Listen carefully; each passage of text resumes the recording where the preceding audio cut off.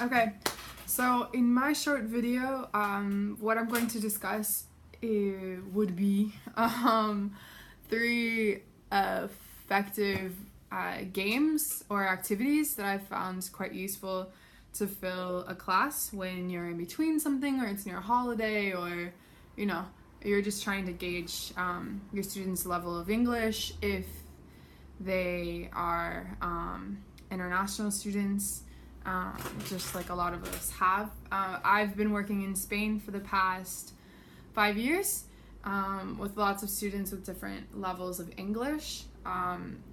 The three games games or activities I'm going to talk about are ones that have gotten my students quite engaged. So, and I've been using these with secondary, but one or two, they're better for secondary than primary because they're more advanced.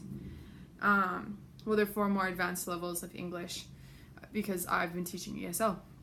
Okay, so the first one that I like to do in the beginning of the year, because it gives me a very good idea of the students' personalities as well as their level of overall English, is I like to have the students debate. So you can do this in small groups, or you can just split the class. Well, what I normally do is I split the class into fourths. Okay, so if I have 20 students, 5, 5, 5, 5.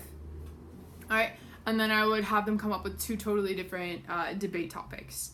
So that would be the activity that I would have them do. So this would take up one class or two, depending on how you set it up. So normally what I do is I choose who's with who, and then 10 students, I'm like, okay, you're going to be, a big issue in Spain would be bullfighting. So I would say, okay, so you five are for bullfighting and you five are against. And then I give them 15 minutes or so to plan out their argument, and I let them use their iPads because they have iPads. All right. And then another topic I would have be for and against the independence of Barcelona or Catalonia. All right.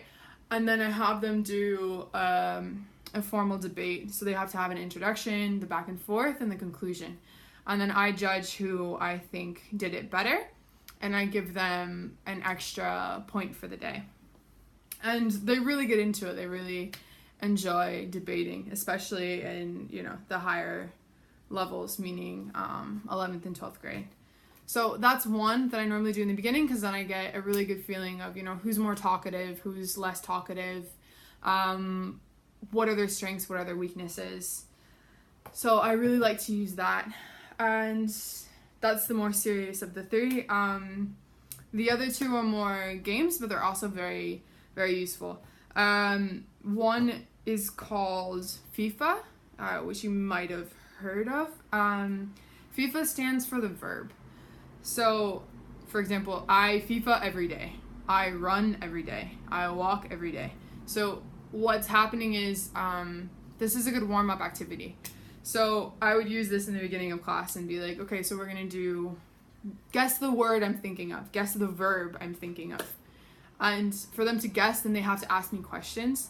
So this helps with question formation, as well as vocabulary. So I think of a verb, and then I nominate students to ask me a question. So, for example, I think of a verb and I don't tell them, and I say, well, Jorge. And Jorge says, do you FIFA every day? No, but I should. All right. And then Monica. Is FIFA an action verb? Yes, it is. James, do you FIFA in the park? Yes, I do. Maria, is FIFA running? Yes, it is. Okay, very good job, Maria. And then, Maria, it's your turn now. Okay? And so that's another game that I like to play, and they get very into it. But you need a certain level of English to be able to do it properly, because I work with ESL kids. So lastly, it's good for a whole class or for a small group, as a memory game. So I just choose a category like food or verbs, and then we go as long as we can before someone messes up.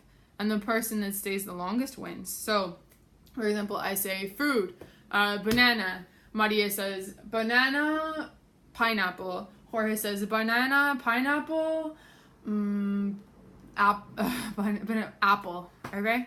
And then you continue until someone's out, and the person that lasts the longest wins. And those are just 3 games that my students really seem to enjoy. So I hope that helps you guys if you ever get stuck in a class.